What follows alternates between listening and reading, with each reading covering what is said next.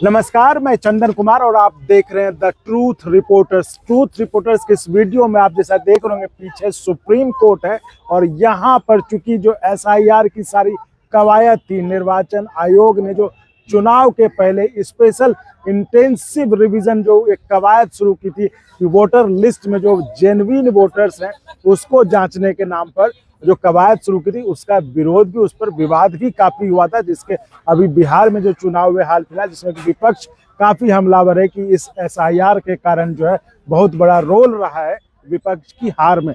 अब जो दूसरे राज्यों में ये चुनाव आयोग ने कहा कि केरल, पश्चिम बंगाल में चलिए, आप वहां से रोज खबरें सुन रहे हैं कितने बीएलओ जो है वहां पे ये हो रहे, तो इन सब पर अब सारा मसला जो है एक फिर से जो है सुप्रीम कोर्ट में शिफ्ट गया, जहां पर कि सुप्रीम कोर्ट ने भी इस पर सुनवाई की सहमति जता दी है। तो हमारे साथ औरंगजेब खान जी हैं, सुप्रीम कोर्ट के वकील साहब हैं, पहले भी आपने इनको सुना है, तो हम इन्हीं से जानेंगे कि आखिर ये जो मसला अब सुप्रीम कोर्ट में शिफ्ट हो गया, तो यहाँ पे क्या संभावना है, आखिर कानूनी दांवपेच में ये मसला आगे किस इधर जाएगा, क्या रुख लेगा, वो हम। औरंगजेब जी, बहुत स्वागत है आपका। शुक्रिया शुक्रिया शुक्रिया। ये अब देखते हैं जो सर की लड़ाई थी, जो सर बिहार और अन्य राज्यों में था, अब वो सुप्रीम कोर्ट में फिर से आ गया है और सुप्रीम कोर्ट में जो सुनवाई हुई थी उन्होंने मतलब सहमति भी जता दी कि इस पर सुनवाई हो की जानी चाहिए। देखिए सुप्रीम कोर्ट में बात सुनवाई थी, खासकर कई सारे स्टेट में कई सारे नेता हैं, वो इसमें जो पिटिशनर बने उन्होंने फाइल किया, इसको चैलेंज किया और सूर्यकांत की जो पीठ है उन्होंने इस पे नोटिस भी इश्यू कर दिया। बात आती है कि क्या ये होना लाजमी है, होनी चाहिए या नहीं होनी चाहिए, और वाकई में ये घुसपैठिए के लिए किया जा रहा है। तो बीजेपी जो 14 के इलेक्शन जो जीती, उसके बाद से वो 19 के इलेक्शन जीती, उसके बाद से बाकी जो इलेक्शन जीती थी, यानी कि वो सब फर्जीवाड़ा था, जो इसको वोट दिए वो घुसपैठिया थे। यानी बीजेपी की जो सरकार है उसको बर्खास्त किया जाना चाहिए था, इसलिए क्योंकि जब घुसपैठिए तुमको वोट दिए हैं तो फिर उसके बाद से सरकार में रहने की कोई तुम्हारा हक ही नहीं बनता। अभी बताओ कि बिहार में तुम एसआईआर कराते हो, इसलिए कराते हो इस नाम पे घुसपैठिया, और जब इलेक्शन खत्म हुआ तो घुसपैठिया कोई पता नहीं है। और वहां पे कितने मिले, 3 से 8 लोग जो है बांग्लादेशी बताए जा रहे हैं, और वो भी जो बताए जा रहे हैं उनमें से मैक्सिमम जो बीजेपी का कार्यकर्ता है। तो आप ही बताओ कि तुम किसके लिए एसआईआर कराए थे, उसमें से 65 लाख लोगों को तुमने बाहर कर दिया। फाइनली तुमने कहा कि 7.42 करोड़ लोग जो है फाइनल लिस्ट में आए हैं, और 7.42 करोड़ का जब इलेक्शन होता है तो 3 लाख बढ़ जाते हैं। तो 3 लाख वोटर कहाँ से आए, वो कौन थे, वो किसको वोटिंग किए? इससे साफ जाहिर होता है कि जो ज्ञानेश है और बीजेपी है, दोनों एक पार्टी है, और दोनों एक पार्टी बन के आपस में जो है इलेक्शन लड़ी है, और उसके बाद से बीजेपी की जीत हो गई है। तो ये तो देखिए ना, टोटल का टोटल फर्जीवाड़ा हो रहा है। अब ये देखिए, मैं आपको लेकर थोड़ा सा बिहार का जो है एक बार दर्शन में कराना चाहता हूँ आपको कि बिहार में क्या हुआ। अब बिहार का दर्शन कराने के बाद से यूपी का योगी जी का दर्शन कराएंगे आपको, फिर बताएंगे आपको। अब बिहार के आप दर्शन में देखिए कि वहां पे जो है आरजेडी जो है 23% वोट पाती है, और 1,88,00,000 वोट उसको मिलता है, और वो कितनी सीट पाती है, 25 सीट पाती है। और वहीं पे आप देखिए बीजेपी जो है 20% वोट पाती है, और उसको कितनी सीटें आती है, 89 सीटें आती हैं, और 96 लाख उसको वोट करते हैं। और उसके बाद नीतीश जी को जब जाते हैं तो नीतीश जी को 90 या 91 लाख वोट करते हैं, और 18% वोट होता है, और वो कितना पा लेते हैं, 83 पा लेते हैं। वो चिराग पासवान, चेगू कहते हैं उसको, चेगू जो पाता है, चेगू जो 4.8% वोट पाता है, और उसको 19 सीट आ जाती है। कांग्रेस जो है 8 पॉइंट समथिंग पाती है, और उसको केवल 5 सीट आता है। एआईएम जो है 1.8% वोट पाती है, और उसको 5 या 6 सीटें आ जाती है। तो आप सोचो कि इससे कितनी बड़ी धांधली हुई। यानी हमें जो वोट दिए वो वोट नहीं था, यानी हमें जो परसेंटेज मिला वो गलत परसेंटेज है, तुम्हारा परसेंटेज सही है। आपको मैं बता दूं कि माननीय राजीव गांधी जी थे, महान आत्मा, जब जिंदा थे तो उनके समय में बीजेपी 12% वोट पाके 80 या समथिंग सीटें हो पाई थी। उस समय उन्होंने कहा था कि इस पे जांच होनी चाहिए थी, और इस पे जांच होनी लाजमी है, क्योंकि ये पार्टी कुछ ना कुछ ऐसी काम कर रही है जिससे इतनी सीटें आ रही है, 12% करके 80-86 पा लेती है। तो बीजेपी आज से नहीं, बहुत पहले से अपने कर्मचारियों को, बाकियों को जगह जगह स्टेब्लिश कर करके, धीरे धीरे कर करके ये काम करने की कोशिश कर रही थी, जो कि सत्ता में आई, और आने के बाद से सत्ता का हनन किया उन्हें, लोकतांत्रिक ढांचा को जो है चीर हनन उन्होंने किया, इस पूरे डेमोक्रेटिक सिस्टम को उसने बर्बाद कर दी। अब देखिए, इससे पहले कहाँ जीता, महाराष्ट्र में जीता। महाराष्ट्र में युवा का जो है वहाँ पे जो है वो ज़्यादा हो जाते हैं, जो वहाँ हेल्थ का जो उसका जो सर्वे होता है तो उस सर्वे के हिसाब से युवा ज्यादा बढ़ जाते हैं। इस पे सुप्रीम कोर्ट में कैसे होगा? मान लीजिए अब यहाँ आ गया तो सुप्रीम कोर्ट क्या करेगी? मेरा ये मानना है कि SIR से मेरा ये मानना है कि नहीं, कांग्रेस देखिए इस देश का आपसे तो हमने सुनिए बता रहे, इस देश का हर एक युवा, हर एक नागरिक जो लोकतंत्र की भाषा बोलेगा, जो इस ज्ञानेश का विरोध करेगा, जो मोदी और योगी और अमित शाह का जो विरोध करेगा, जो एक जिहादी में की बात करेगा, जो डेमोक्रेटिक और संविधान की बात करेगा, वो सब कांग्रेसी है और मैं भी कांग्रेसी हूँ। इसलिए मैं इसका विरोध करता हूँ और लोकतंत्र का सपोर्ट करता हूँ। आप जो भी बात कर रहे थे SIR जितना भी है ना, ये फ्रॉड है। फ्रॉड के सिवाय कुछ नहीं, पैसे की बर्बादी के सिवाय कुछ नहीं है। आप देखिए 16 BLO जो है फांसी लगा ली, कितना उनके ऊपर प्रेशर है। आप कह रहे हो 26 तक आपका जो है आपको अपलोड करनी है, 27 तक अपलोड करनी है, और एक एक जो है वार्ड में 1200 से लेकर 2-2 हजार लोग है पॉपुलेशन है। अब बताओ 4 से 5 दिन में वो कैसे उसको करेगा? उसके बाद से फिर वो कैसे अपलोड करने के बाद वो डाटा कैसे तैयार करेगा? ये पॉसिबल है? उसके बाद से लोग जा जाकर उसको धमकी दे रहे हैं कि इसका वोट काटना है, इसको वोट रखना है। तो ये सब जाहिर, ये से साफ जाहिर होता है कि ये जितनी भी है एक धांधली है, वोट चोरी है, लोकतंत्र का चीरहरण है, और ये फर्जीवाड़ा करके फिर से उत्तर प्रदेश में जीतने की कोशिश करें। इस तरह से बंगाल में भी जीतने की कोशिश करें, लेकिन उत्तर प्रदेश हो चाहे बंगाल में, अब बिहार जैसे हम लोग नहीं करने देंगे। पूरी जनता करने नहीं देगी। एक एक जो जनजी अब खड़ा हो चुका है वो अब ये नहीं करने देगा, इसका विरोध करेगा, चाहे इसके लिए कुछ भी हो। कहाँ विरोध हो रहा है? कहाँ विरोध?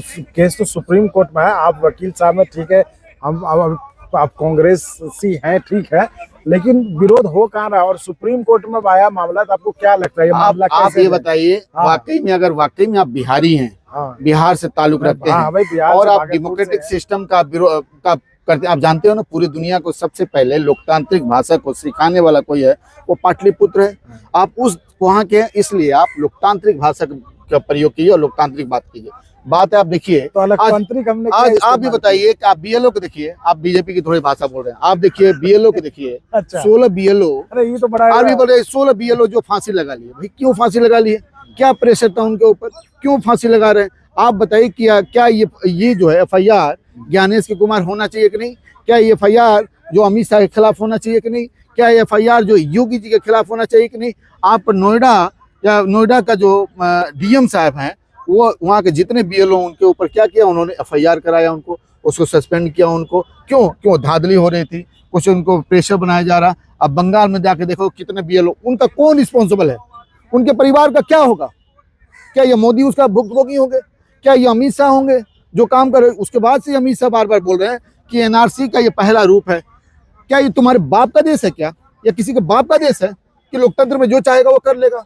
ये हमारा देश है, आपका देश है, अमित शाह का भी देश है, ये प्रधानमंत्री का भी देश है, और ये लोकतांत्रिक ढांचा चलेगा, संविधान से चलेगा, डेमोक्रेटिक सिस्टम का जो फ्लेवर है उससे चलेगा, आपसी सद्भाव से चलेगा। एक छोटा सा एग्जाम्पल देते हैं आपको जर्मनी में एक जो साइंटिस्ट है, अमेरिका या जर्मनी में, उन्होंने 2 जो है जिले का जो उन्होंने सर्वे किया, एक कालीकट का सर्वे किया और एक अलीगढ़ का सर्वे किया, और दोनों को देखा तो कालीकट को देखा तो वहां पर लोग प्रोस्परस थे, मजबूत थे, धनी थे, पढ़े लिखे थे, और अलीगढ़ में देखा तो उसका जस्ट अपोजिट था। तो उन्होंने पाया कि कालीकट में क्या है कि वहाँ 84 से 90% जो जनता है उसमें आपसी सद्भाव है, मेल है, मिलाप है, एक साथ मिलकर चलते हैं, हिंदू मुस्लिम सिख ईसाई की बातें नहीं होती है, कोई धार्मिक उपद्रव नहीं होता है, इसलिए वहाँ पे विकास है, वहाँ के लोग लोकतांत्रिक भाषा पर। और वही अपोजिट अलीगढ़ में जाओगे तो धर्म की बात करेगा, वहाँ पे जो जाओगे तो वो जो है मस्जिद की बातें करेगा, उसको विकास से मतलब नहीं है, उसको शांति से मतलब नहीं है। ऊपर आता कौन है? हमारे नेता कराते हैं। तो मेरा मानना है कि SIR का जितना भी सिस्टम है ये फेलियर है, इसमें पैसे की बर्बादी है, और एक तरह से ये जो है जनता को हरास किया जा रहा, और उसके नाम को काट के अगले इलेक्शन में जीतने के लिए एक नई प्लानिंग चल रही है, जो कि राहुल गांधी और उनका ब्रिगेड और बाकी अखिलेश और जितने भी लोग हैं वो इसको नहीं होने देंगे, और हम लोग नहीं होने देंगे, चाहे इसके लिए हम लोग की जान की होती लग जाए, फिर भी नहीं। क्या गोपाल जी होने देंगे आप? कभी नहीं होने दिया जाएगा इसको। सुप्रीम कोर्ट के एक एडवोकेट खड़ा हुआ है, पूरे हिंदुस्तान के एक एडवोकेट खड़ा हुआ है। मतलब ये स्थिति सुप्रीम कोर्ट के एडवोकेट को अब ये उतरना पड़ेगा इसको रोकने के लिए। आप ये बताइए, आप बिहार में हैं, आप थोड़ा सा बात कर लिए बिहार में।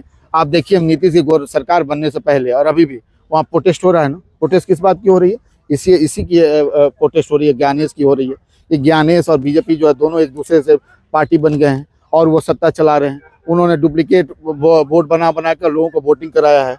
तो अब बिहार में प्रोटेस्ट हो रहा है कि नहीं, लोग रोड पे हैं कि नहीं, जेनजी जाग चुका है कि नहीं, बाकी बेंगलोर में और बाकी जगहों पे हो रहा है कि नहीं, आप बताओ कि बंगाल में हो रहा है कि नहीं, क्यों हो रहा है, क्यों विरोध हो रहा है? अगर ये वाकई में सही है, अब बताओ कि मैं बताता हूँ, किसी के पास 2003 में उसके पास डाटा नहीं है, वोटर लिस्ट में उसका नाम नहीं है, वो क्या करेगा? जिसके पास माने उसके माँ बाप जो है किसी कारण में बाहर में थे और उस समय जो है उनका वोटर उसका पहले था, 2003 में नहीं था, वो बच्चा क्या करेगा? अपना कहाँ से लेके आएगा डाटा? अपना कैसे वो देगा अपना डाटा को? माने कि कोई महिला जो है उसकी शादी हुई है और जो आदमी वो बड़ी सीधे साधे लोग हैं, उनको इस सबसे मतलब नहीं है, कहीं और रहते हैं, उनका 2003 में भी नहीं है, उसके बाद वाले में भी नहीं है, और वो महिला कहाँ जाएगी, चाहे वो लोग कहाँ जाएंगे? तो 14 से पहले 14 तक जितने भी नागरिक थे वो भारतीय थे, घुसपैठिए नहीं थे, उनको एसआर की जरूरत नहीं थी, जरूरत हो गई। आज जो घुसपैठिया हो गए, क्यों? क्योंकि इनको लग रहा है कि आने वाले समय में हमारी सत्ता खिसक रही है। ये डर कब से हुआ? जब ये डर हुआ लोकसभा के इलेक्शन के बाद, जब देखे कि यूपी में खिसकने लगे हैं, उसका बाकी स्टेट में खिसकने लगे, जिसमें इन्होंने कम से कम 100 कंस्टिट्यूंसी में इन्होंने चोरी की। सुप्रीम कोर्ट के एडवोकेट कैसे रोकेंगे? आपने जो बात की, आप वहां पे ना, आप देखिए हम क्या करेंगे, हम नहीं, हम गोपाल जी क्या है, हम क्या है, हम कानूनन लड़ाई लड़ेंगे। और कानून से देखिए इस देश को भी आजाद करने में एडवोकेट समूह का सबसे बड़ा योगदान रहा। आप देखो, चाहे डॉक्टर राजेंद्र प्रसाद को उठा ले लो, चाहे आप पटेल जी को उठा के देख लो, चाहे आप आसिफ अली को देख लो, चाहे आप पंडित जवाहरलाल नेहरू को देख लो, आपको लग रहा है मोतीलाल को देख लो, चाहे गांधी जी की देख लो, आज भी उसी की तरह लाखों औरंगजेब खड़े होंगे, उसी की तरह लाखों गोपाल जी खड़े होंगे, उसी की तरह हमारे लाखों जो चंदन भाई खड़े होंगे और बाकी लोग खड़े होंगे, और फिर ये देश जागेगा। और ये जो है काले जो अंग्रेज हैं, इनको लोग जो है मार के भगाएंगे और ये गद्दी फिर से हम सब का होगा, देश का होगा, एक डेमोक्रेटिक सिस्टम का बहाली होगी और देश का विकास होगा। वहाँ हिंदू मुस्लिम की बात नहीं होगी, वहाँ पे एजुकेशन की बात होगी, वहाँ पे जो है वहाँ पे डेवलपमेंट की बातें होंगी, महिला सुरक्षा की बातें होंगी। अब ये सोचो, जिस देश में महिला सुरक्षा का बात होना चाहिए, जिसमें इतना मर्डर हो रहा है उसकी कैसे घटाया जाए उसकी बात होना चाहिए, जिस देश में जुडिशरी में कैसे उसमें रिवोल्यूशन लाया जाए उस पर बात होनी चाहिए, जिस देश में हेल्थ में कैसे डेवलपमेंट किया जाए उस पर बातें होनी चाहिए, जिस देश में जो यूनिवर्सिटी और कॉलेज की बातें होनी चाहिए, किस तरह इंप्रूवमेंट हो। जैसे जापान में आप देखें, जर्मनी में देखें, अमेरिका में देखें, लोग AI कोड वगैरह बाकी चीज़ों को डेवलपमेंट की बात कर रहे हैं, और यहाँ बच्चों से पूछो तो वो क्या बात कर रहा है? मंदिर की बात कर रहा है, मस्जिद की बातें कर रहा है, खाने के लिए मर रहा है, उसके पास रोजगार नहीं है, वो बेरोजगार घूम रहा है, और बिहार से वो गुजरात जा रहा है और 12 घंटा 12,000 में जो जॉब कर रहा है। सोचो क्या हो रहा है। तो भाई जनता सोचेगी ना। जनता क्यों सोचेगी? आप क्यों नहीं सोचेंगे? मीडिया वाले हम नहीं, आप मीडिया वाले क्यों नहीं सोचेंगे? मीडिया का देखिए, मीडिया काम क्या होता है, मीडिया के देखिए ना, जब अंजना को देखिए, अंजना मोदी कश्यप जो धर्मेंद्र को बताती है 2 दिन पहले को मर गए, बता रही है ना भाई, और उसके बाद से फिर वो माफी मांगती है। आप रूपा लियाकत को देखिए किस तरह से बातें करती है। बाकी जितने मीडिया चैनल में बैठे हुए उनका काम क्या है? लोग को जागरूक करना, उनको बताना कि देखो इस देश में क्या जरूरत है। आप देखो एक छोटा सा एक न्यूयॉर्क का देखो, न्यूयॉर्क में सुने ना ममदानी कैसे जीता, जहाँ पे केवल मुसलमान जो है 8 से 12% है, 22% वहाँ पे यहूदी है, बाकी और कम्युनिटी है। उस कम्युनिटी ने ममदानी के एक मुस्लिम कैंडिडेट को उसको जिताया, जो कि वर्ल्ड में इसराइल के बाद सबसे ज्यादा अगर कहीं यहूदी है वहाँ कहाँ है? न्यूयॉर्क में। क्यों? वो विकास को चाहते हैं, वो तरक्की को चाहते हैं, अच्छी चीज को चाहते हैं, और वो गुंडे मवाली और चोर और डकैत को नहीं चाहते। आप यही ज्ञानेश को देखिए, उसके बेटा बेटी का किस तरह हो रहा है, उसके ऊपर केस हो रहा है जगह जगह ज्ञानेश के ऊपर, और आने वाला समय में होगा ज्ञानेश को छोड़ के देश भागनी पड़ेगी।